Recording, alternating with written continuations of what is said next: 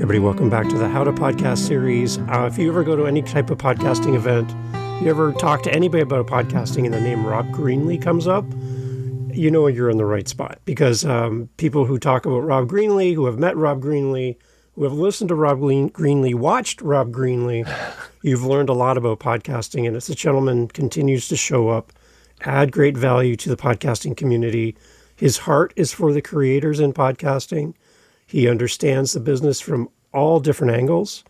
And for me, as a listener and viewer of all things Rob Greenlee, I learned so much on a regular basis from this gentleman. And to have a few moments with him today is a joy for me and a thrill. So Rob Greenlee, welcome to the How to Podcast series. I'm so glad to have you here.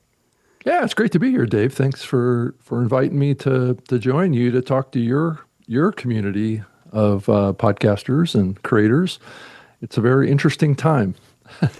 It is a very interesting time, and I've been following along with you and your good buddy Todd and all of the things you've been doing in the past for podcasting, and hearing the evolution of podcasting and seeing the impact of AI and video and all kinds of stuff happening in podcasting. What I love about your approach, Rob, is you're not afraid to try new things. You're not afraid to be a little bit adventurous sometimes. Sometimes there's a response in the adventure from others, but you're not bothered by that. You're out there to find the best path forward for us as podcasters, and that's why I'm excited to have you on the show. Yeah, and that's how I got into all this too, was that kind of explorational kind of view on everything that I was working on. You know, I come from a background around kind of marketing, more traditional marketing. So that's kind of how I've always looked at things, is, you know, trying to reach audiences, reach customers.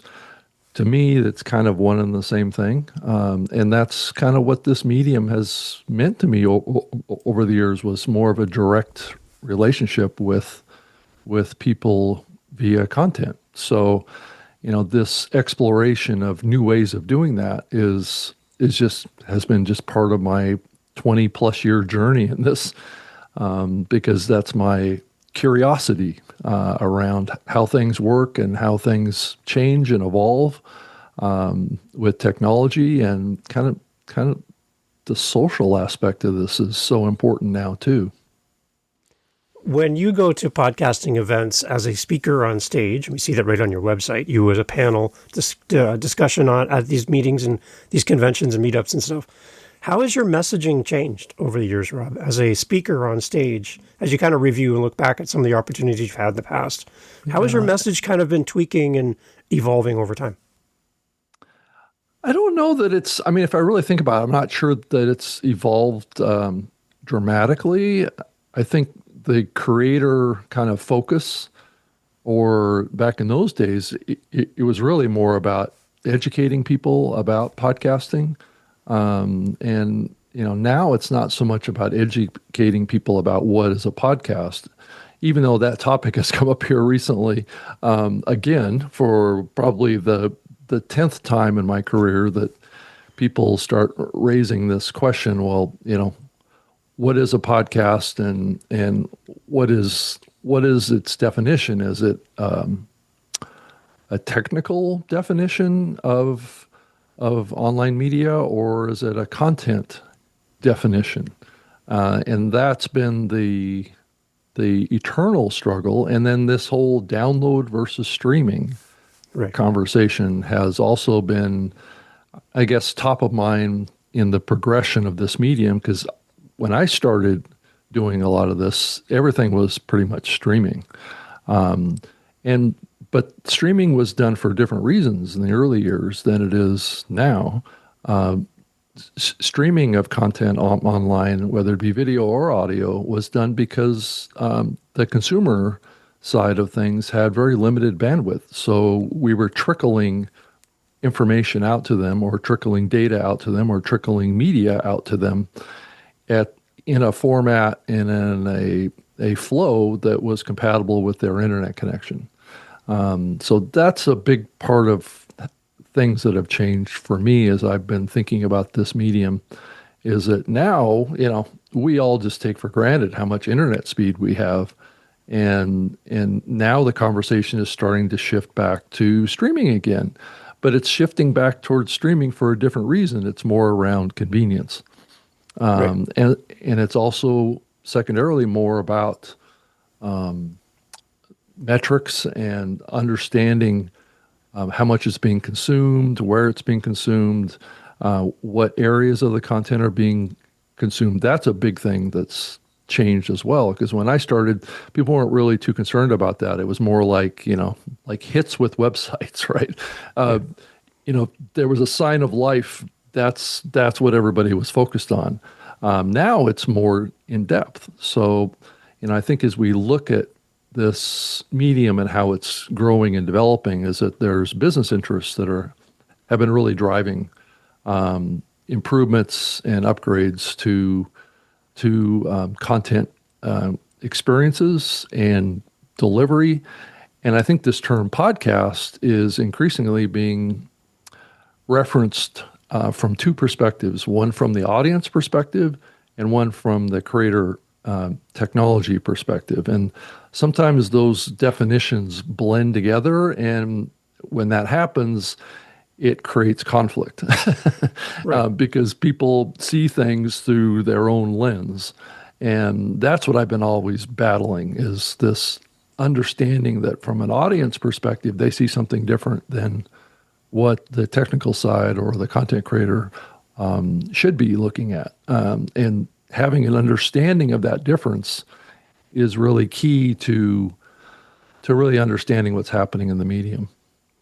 I understand it from a marketing sense. If somebody's going to put dollars into our podcast Yeah. and support us financially by adding ads and sponsorship deals into our show, you have to have a definition so that you can measure it, right? You can't have 10 different measurement opportunities and ways of measuring something and have a really valid number at the end of the day. So I understand that side of why we need to define what a podcast is in an ever-changing But unfortunately, thing, right? that's where we've been at for pretty much the whole life of this medium is in a very, how can I say this, a very undefined kind of metrics or measurement standards. People in this industry have competed against each other around who has better metrics. And the definition of better metrics is defined by what your business model is. And that's the troubling part about it, is that metrics hasn't been used as a way to bring people together. It's been a way to create a competitive landscape. And that has further enhanced this issue of, having a medium that is very confusing around audiences and consumption patterns and things like that. That's made it difficult for advertisers and people to get involved in this medium because they don't, who do they trust? I mean, what number is the right number, and is the best number the lowest number, right? Because if you're looking at this from a business perspective, the best number is not the lowest number, even though it might be the most accurate number. But it's also had this undertow of, be careful what you wish for. If you want deep metrics and you want it to be extremely accurate, you also may have less of a business opportunity too. So there's this tension that's been in the medium for many years that I've been in the middle of that has really been a struggle, and it's caused a lot of people to either be sued or accused of fraud or accused of undermining the economics of this medium. The other side then is the people who come into podcasting out of sheer hobby, no desire to make money with their show. Correct. At 10 listeners, it would be amazing. That'd be awesome. If I had 10 people listen to my show, I'd be thrilled, Rob. And they come into this space, and then they go to a conference, they listen to podcasts about podcasting, and they're hearing another side of podcasting, which they feel maybe a little inadequate or in the wrong place, because I'm not looking at 100,000 downloads. I'm looking for 10, and I'm happy with 10.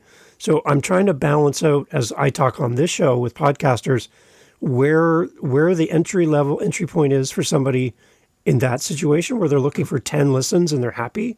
And then there's also balancing it out with people that are building a business around this and looking for sponsors. It's almost like two different groups of people. And if you put these people into one room at a conference, it becomes more evident where these groups lie, where there's the groups that are just looking at a sheer love for hobby podcasting. That's all they want, compared to the business side of podcasting. I think these conferences actually put a spotlight on this kind of this difference between kind of different approaches into podcasting. Yeah, I think that's always been there. I think when podcasting started, it was a love of the medium or a medium for big egos, right? That were just, felt like they had to be on the microphone and they had a lot to say and they were very good communicators to some degree. And then there was the other end of the spectrum, which were basically a bunch of creators that were geeks. Because in the early years, and I hold my hand up to confirm my involvement in this medium was really more from a technology perspective, and playing around with technology and trying to do something innovative and do something different with technology in the early years. I mean, the whole radio show that I had was all about the growth and development of the internet and online connections and all this kind of stuff and what the future looked like. So I was very much into the technical aspects of it. When I started, I had to have all my own servers, my own infrastructure. I had co-located servers in a couple different co-location facilities to facilitate my own podcast and my own streaming show. And because the infrastructure wasn't built yet, that was prior to Libsyn even existing. So you really didn't have any other options. So back when I got started in all this, you had to be a geek.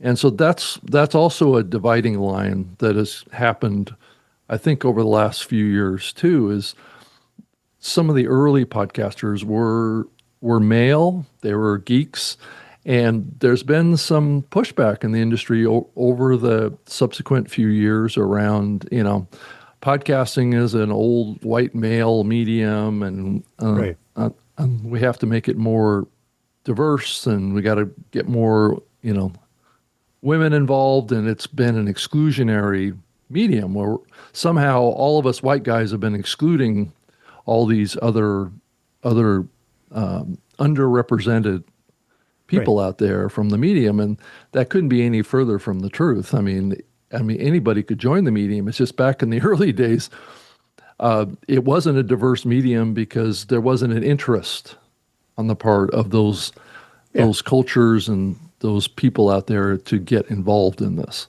Right. And so it progressed gradually over the years.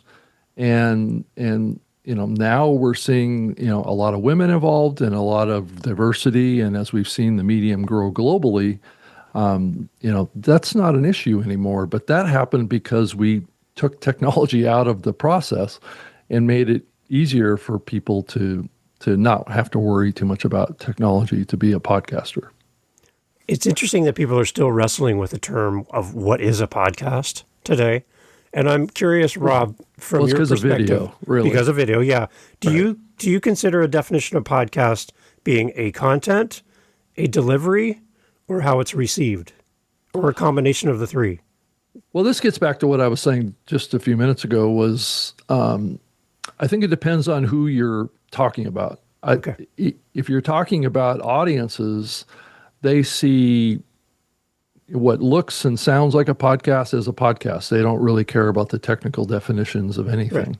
Right. Yeah.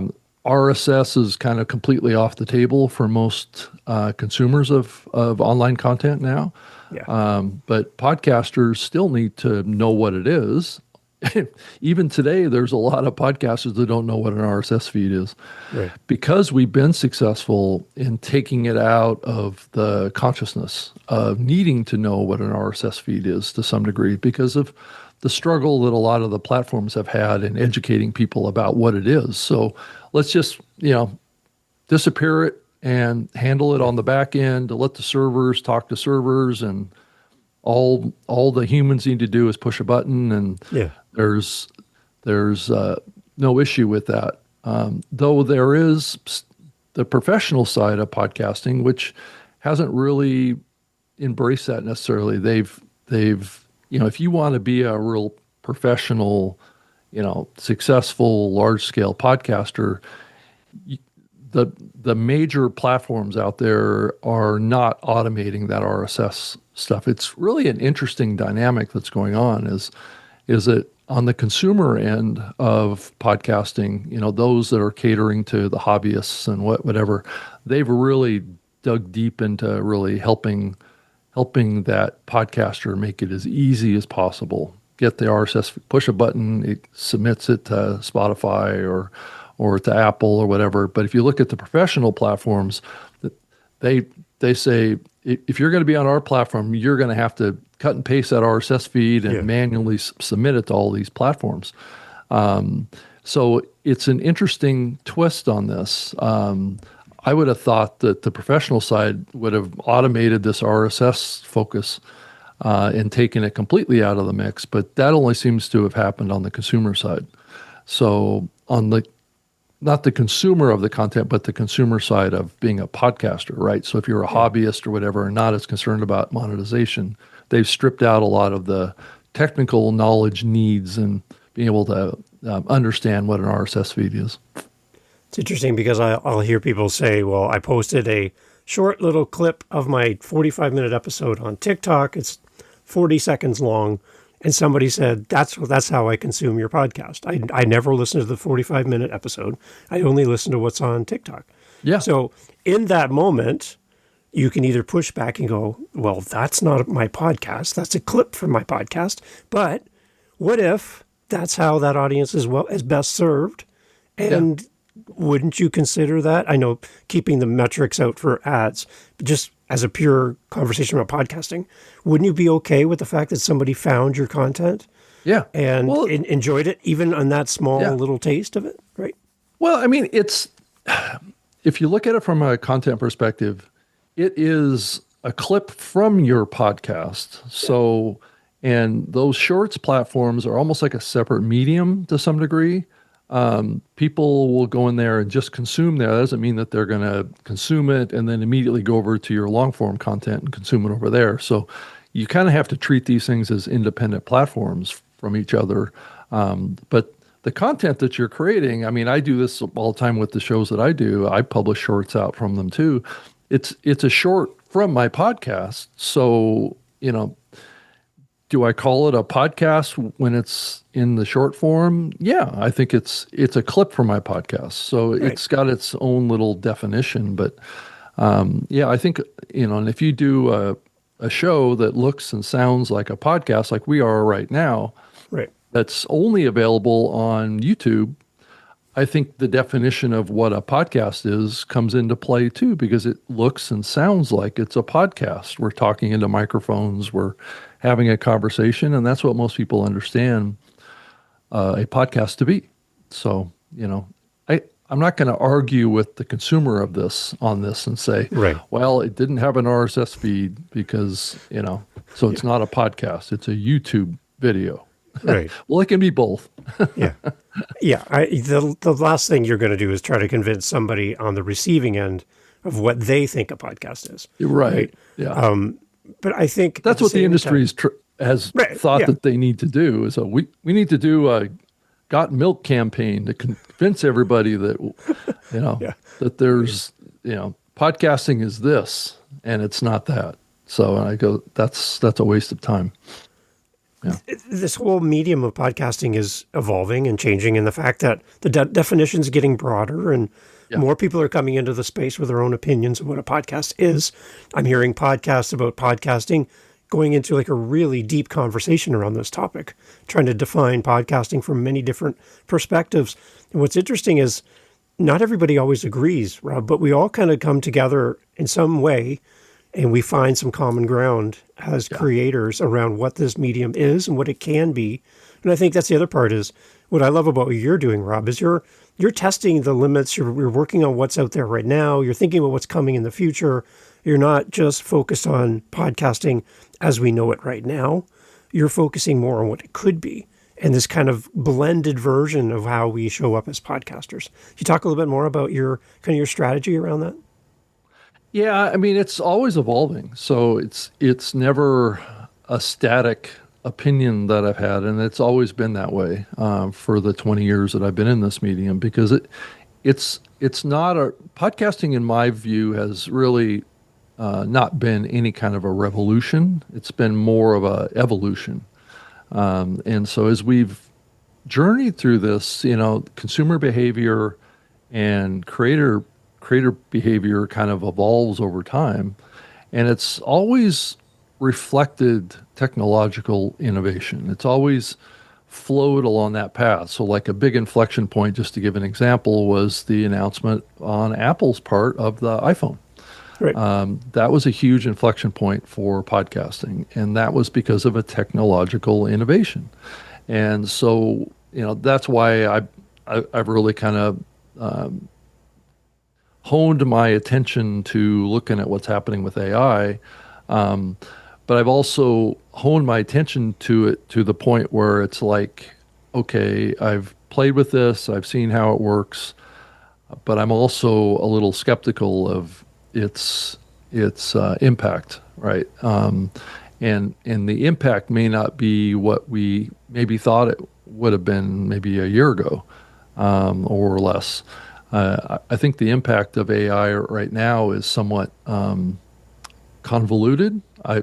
I don't know that there's a lot of people in the podcasting, especially in the audio side, that are really doing a lot with AI beyond just helping them with some pre-production work and post-production work. There's some editing being done in like the Descript platform, but oftentimes that has to be, I guess, kind of toned down a little bit. Also, it can be a little bit, disruptive to the flow of it. And I think humans, and I'm increasingly feeling this way, human created, especially audio content, is going to still dominate. I don't see AI in their cloning technology of voice and stuff like that really playing a huge role as I look to the future. It's going to have a huge role in ad creative. I think that this merger between programmatic advertising, means programmatic, if you don't know what it means, is kind of like automatic advertising in your podcast, right, where there's insertion points and the servers insert ads automatically. You don't have to sell anything. It just happens. I think the creative side of creating the ads is going to happen more in AI technology. I think that's where it's going to happen first. And then there will be a little bit of blending of people trying to use AI voice cloning to create content, and then also transcription type things in creating different language versions of your show. I think that we are definitely in the process of seeing that happen.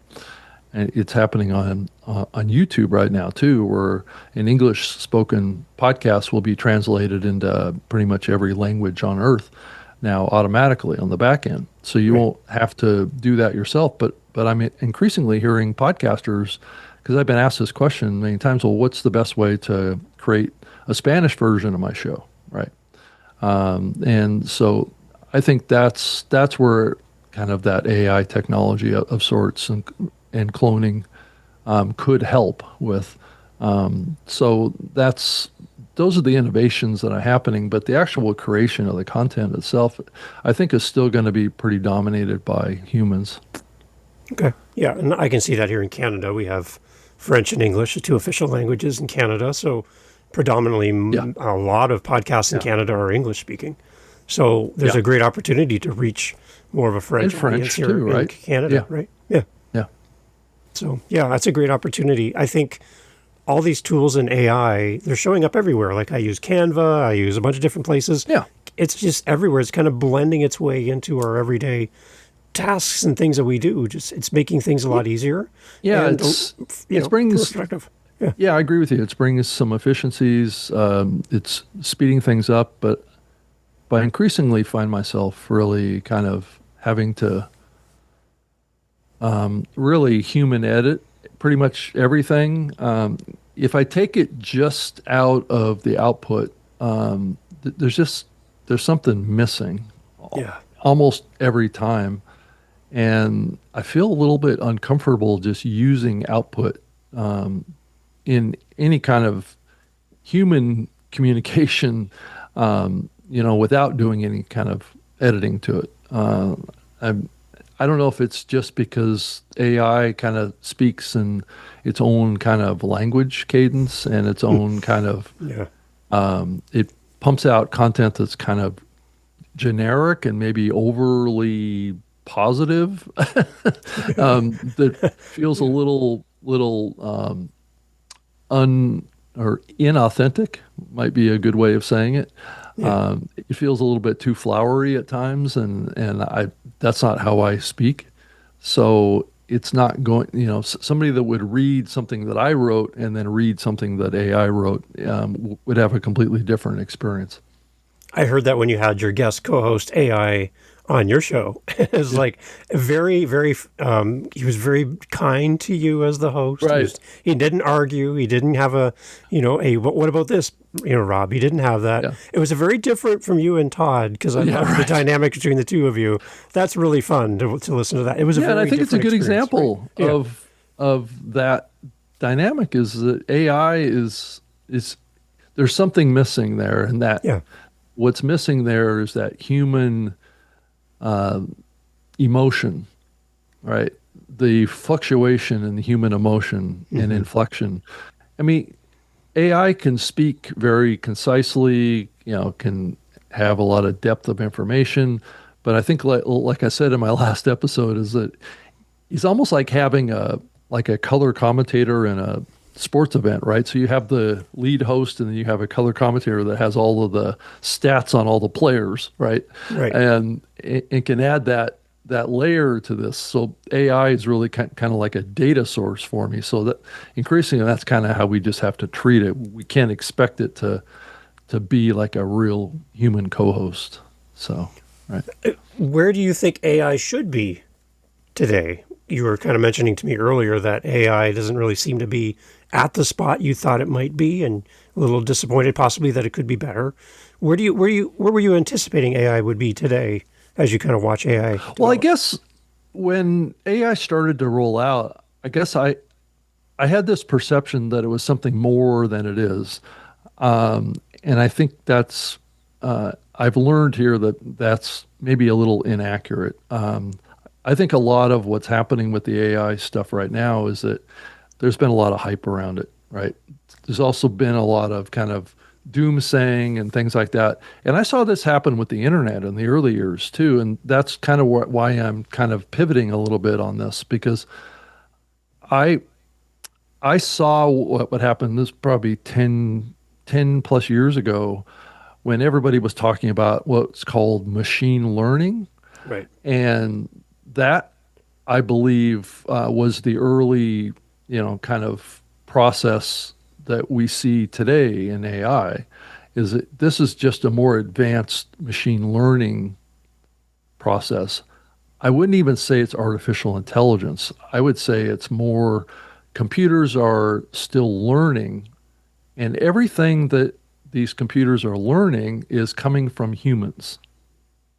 Because we haven't reached the stage where these servers or these computers can go out and kind of obtain their own independent data, right? I think that's the next stage, because like all of us, I mean, if you apply this lens to humans and how humans gather information, I'm increasingly thinking of myself as kind of like an HI, human intelligence, right? So we're each one of us are almost like our own independent LLM, right? So we gather information, we synthesize it, we learn from it. This is what's being attempted to be replicated with these AI models, but I don't think it's anywhere near the capability of humans to do that same process. So I'm still thinking that AI is really still in the stage of machine learning, and it's still learning from the world. It's like a toddler that hasn't really, reached, it's teens yet, right? Okay. So it doesn't really know much about the world yet. It's still kind of gathering information that humans are feeding it, right? So humans are actually feeding and helping this computer, this algorithm, this neural network learn. So we're basically, we're interacting with like maybe an 8-year-old right now, Yeah. if you want to think about it from that perspective. Okay. And until we reach like maybe 25-year-old stage, that's when it will start having a impact. I don't know how long that's going to take is the question. And where is it going to get its information from? Because eventually it's going to suck up everything that it can get its hands on right now. But then for it to really be super intelligent, it's going to have its own information sources that goes beyond human experience. Right. So it can start, solving the big problems of our reality, right? Start coming up with, energy sources that we had never known about before or whatever. It's going to have to go out and do its own data gathering. And that's the part I'm a little bit concerned about. What does that look like? Yeah.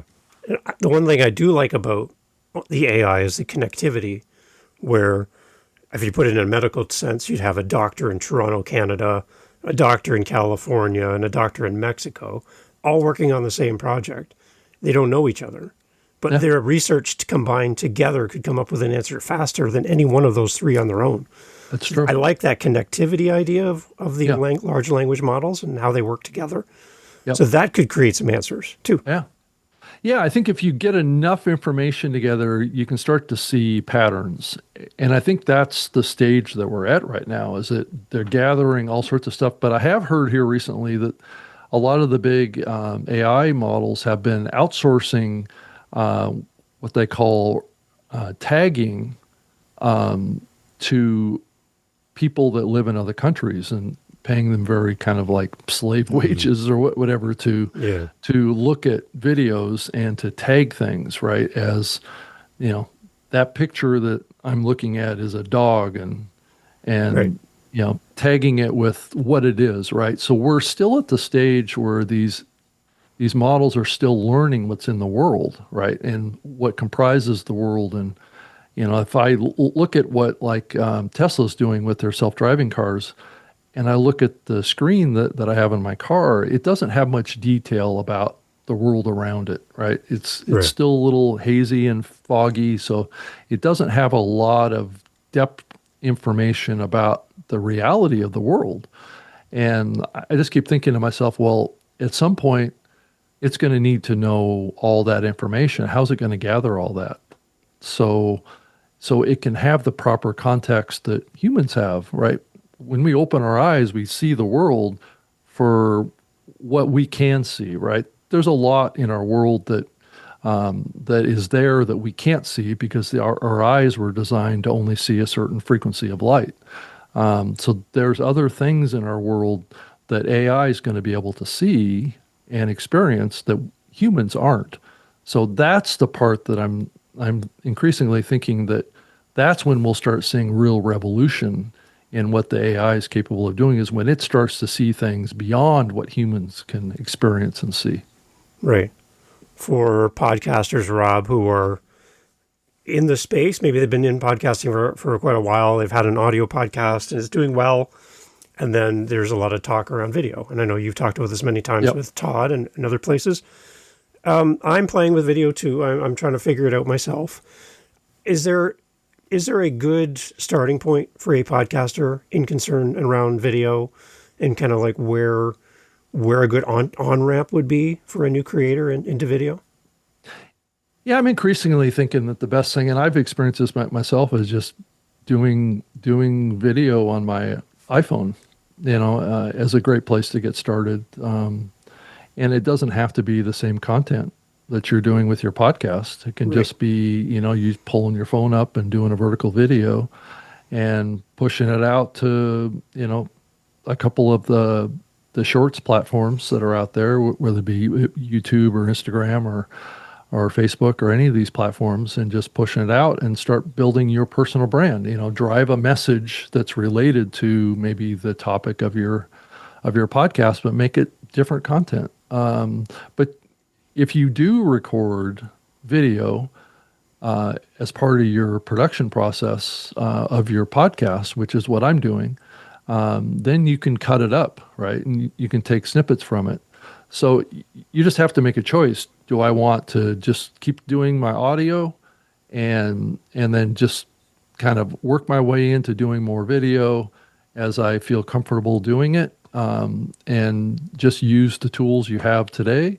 Or go all in and start creating your podcast like on a StreamYard or Riverside type of a platform where you're able to capture the audio and video, and then use like an Opus Clips or something like that to snip it out, a half dozen kind of 30 to 3 minute, 30-second to 3-minute clips from it, and push those out to the platforms. I mean, a lot of these platforms can help you automate the publishing side as well.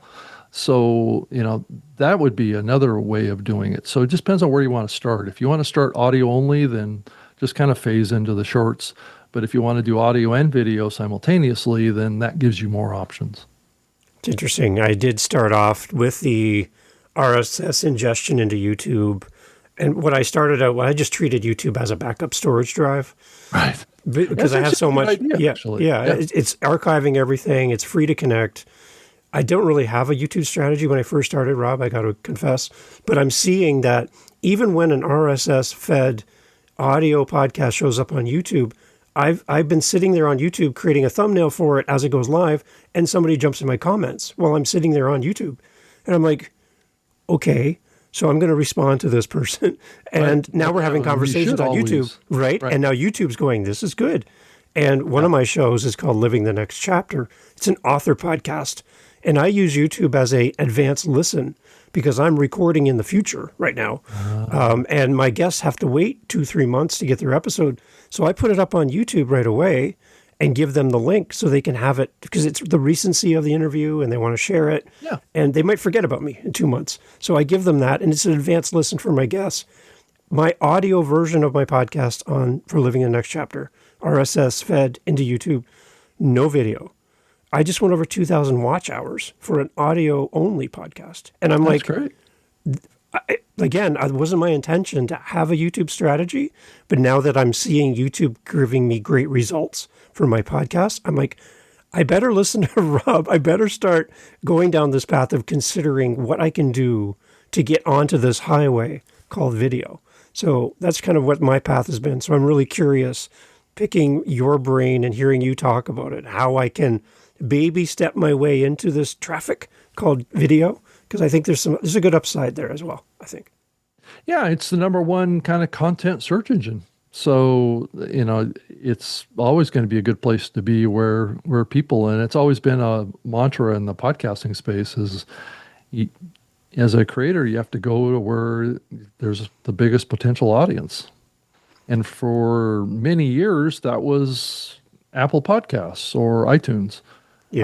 Was where the vast majority of the audience was, and it's the same kind of thought process. A lot of what's going on with YouTube is, and people's talking down about it, is that they're fearful of the power of a platform that isn't audio, and that is seen by some as a threat to what was built primarily as an audio platform known as podcasting. But the truth of the matter is, and I've said this many times, is that podcasting has always been an audio and video medium.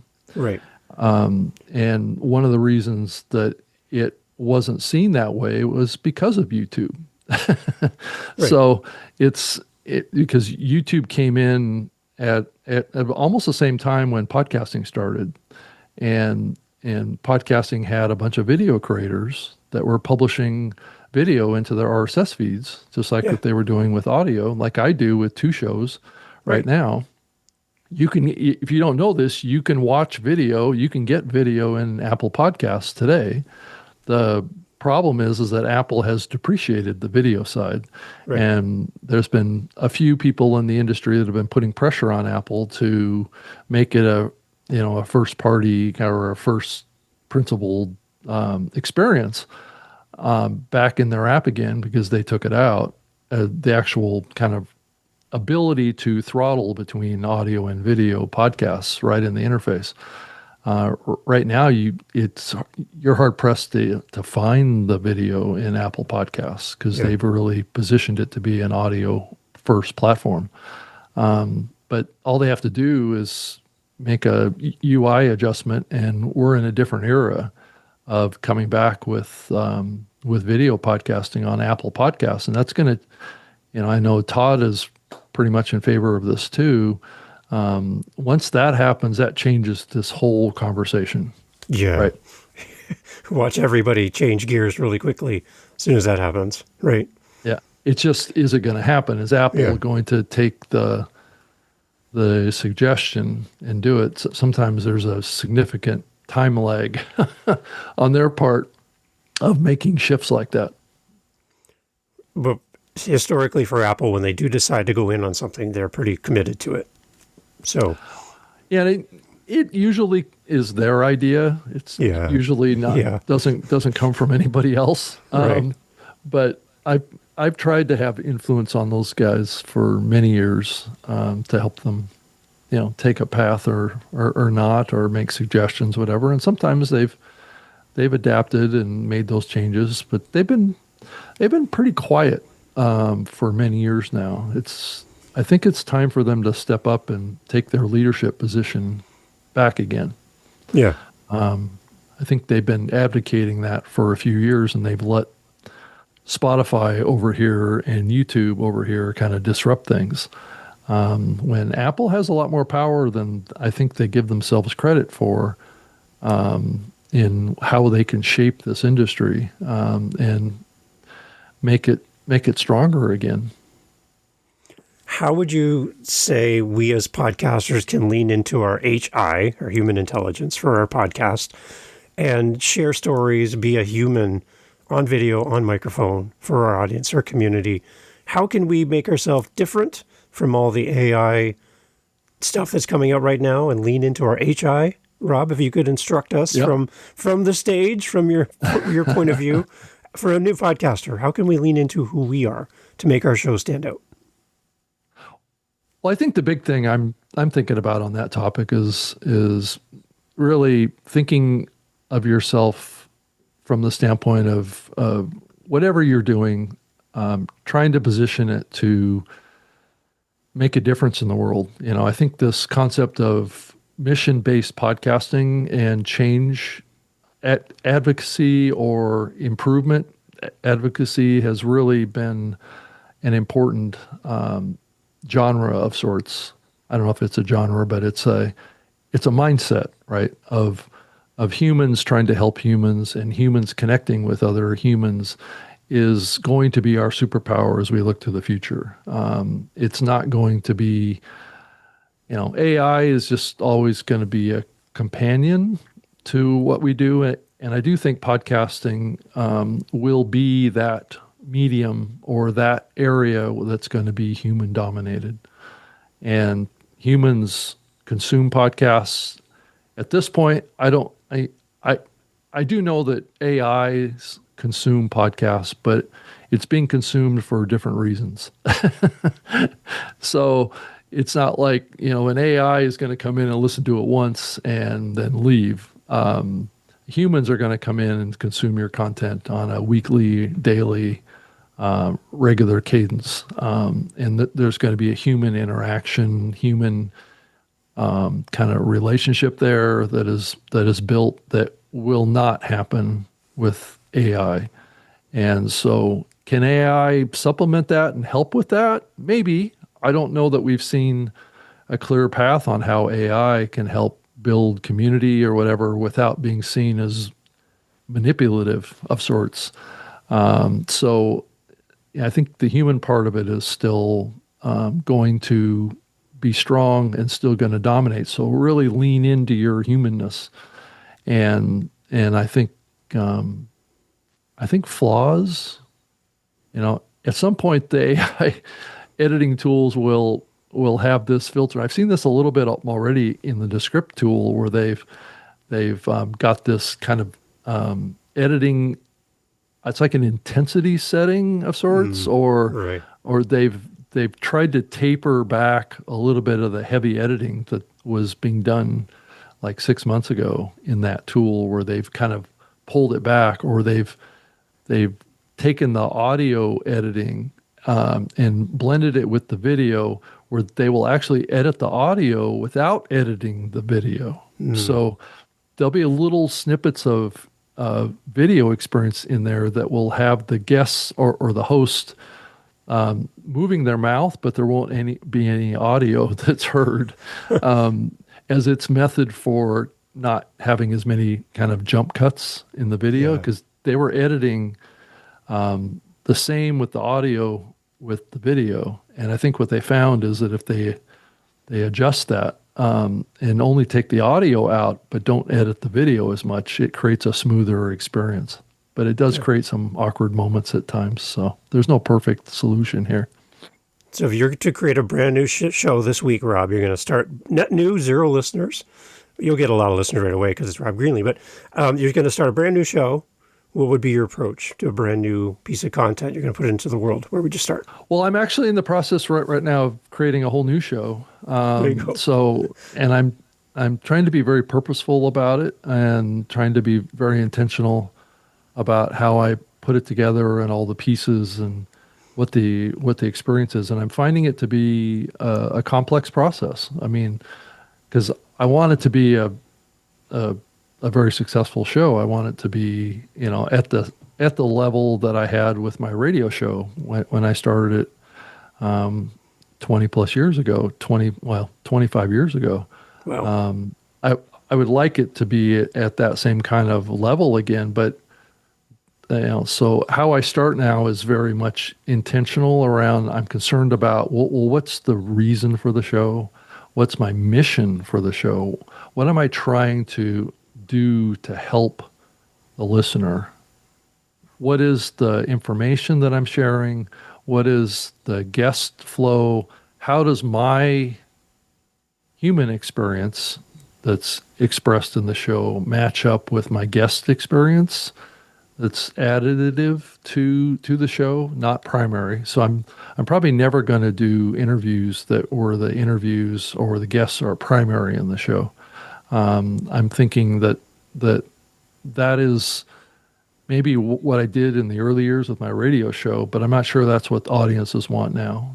So trying to, and then build in, ways that I can get audiences to give me feedback on the show, and so I can iterate and improve rapidly, and then also have a deeper knowledge of who my audience is, and really get information about what they want to know about and what they want to learn, and have that feedback process be constant. I don't think it's an easy thing to solve. I think a lot of podcasters struggle to get audience interaction and engagement and feedback processes, but I really want to solve that problem. And I've been doing these live shows, which I think have been really great on that side. The earlier versions of the show that I did when I was under contract with StreamYard was a good kind of learning thing for me. I saw a lot of audience interaction when I was on the StreamYard channels. Of course, they had 100,000+ subscribers to their channel, Right. which puts things at a different scale. So scale is a big factor when it comes to interactivity. So you have to get scale before you can really turn on a lot of the necessary things that you need to be successful now, and to really have that, whether it be monetization, audience interaction, evolve the show and what your messaging is. Because if you don't have that, then all of it's coming from me, right? And what I want, what my interests are, which is only is going to get you so far. So that's why we're seeing that the really big podcasts really kind of grow faster than new podcasts is because they've got that momentum already around audience interaction and audience connection that is able to propel them. Plus, they're able to build teams around their shows because there's a monetary benefit to them that isn't available to new podcasters today. So, as a new creator, you're at a disadvantage in pretty much every aspect. So you have to struggle through that phase as quickly as possible if you want to get to where I want to get with my show. And there may only be really one way to do that, and it's basically, investing money in running advertising about your show and treating it like a regular business. I mean, if you want to grow that type of a show, I think that's what it takes now. Yeah. And the live streaming is another component on top of everything that some people are going to be really good at it at the beginning. Some people are going to take some time to practice because you got all these moving pieces at the same time, right? The chat and your guest, if you have a guest, and the content. And there's all these moving things you got to keep your hands on at all times. Yeah, I really like the live stuff, but I also understand its limitations too. Yeah. There's production limitations that exist in that, and being able to effectively manage that experience at a high level and host the show at the same time. I've done some consulting contracts where I've managed shows as a producer on the back end for these live shows, and it really helps it be better shows versus having the host of the show or one of the co-hosts manage the show while they're doing the show. So yeah. It's excellent. So, Rob, thank you so much for making time to be on the How to Podcast series. I really appreciate you. And again, just to take the opportunity to say thank you, because you continue to show up. You continue to give great value to podcasters, whether it's on stage at a conference, on all the different podcasts that you're on as a host, a co-host, as a guest. You just keep giving and giving and giving. And always been interested in following your career and where Rob ends up next. And I'm excited to hear about your new show. Can you tell us more about kind of when this show's scheduled to launch and kind of where you're at? Well, I'm shooting for sometime in this month in July. Okay. So I've got some guests booked and I'm pulling the website together, and I've got the hosting platform already built, and so it's just a matter of getting all of the social posts or the social platforms built out, and then really focused on trying to create a couple of episodes, and I can get it off the ground, and we'll see where it goes from there, and how much I can invest into it to have it grow quickly. And is it going to have the value to the audience that will enable it to grow quickly? That's probably my most difficult task, is understanding what the audience wants and needs and what the potential is there. Is the idea of this show a spoken human? Is it a good idea in the market today? It depends on how I position it in the market. And it could turn people off. It could also, expand people's perceptions. It's kind of the same thing like I did with my radio show, is that I was playing in a controversial bath of water, and it doesn't always go smoothly. I'm excited for it. We can also find more information at robgreenlee.com. We can head there. There's a lot of great information about you and where you are and what's up next. And so we can follow your journey there as well. Again, Rob, thank you so much for your time today. I really do appreciate all that you do for podcasters. All right. Well, thank you, Dave. I appreciate your attention to this medium too. You're trying to help people just like I am. So I think it's great. Thank you. Excellent. Everyone, all information for Rob in the show notes. Go listen to his new show, watch his new show when it comes out, and be a part of the community. And if you can catch Rob live on one of his shows, drop in the comments. He loves to read your comments and thoughts in real time on the show. It adds another whole level to what he does. So jump in those comments. I know he'd love to hear from you. Thanks, Rob. Yep. Thank you. Hey, thanks for listening to the podcast all the way through to the end. I love having these great guest co-hosts on the show to share their podcast with you. You have some homework to do on what I'm asking of you. is to go check out our featured guest co-host today. Go over and listen to their podcast. The links are always in the show notes. And I'd love for you to go and give them your love and support. And I think if we can all do that for each other, podcasting will be a lot more fun for all of us. So it's time to do what you've asked others to do for you. It's time to do for this guest co-host. Links in the show notes. Go over and check out their show and leave them a review, do the follow, go listen to their episodes in full, the entirety of an episode, which again shows to the apps that it's a good podcast because you're going there and you're staying to the end.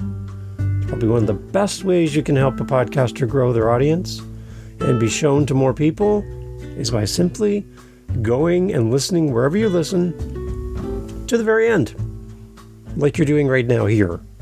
This is the perfect way to signal to wherever you're listening on, this is a podcast worth promoting. And all of the apps want you to stay on as long as possible. So go over and listen to our guest co-host episode and leave them some feedback.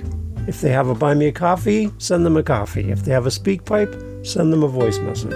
If they have an email, send them an email. If they're on Instagram, send them a direct message.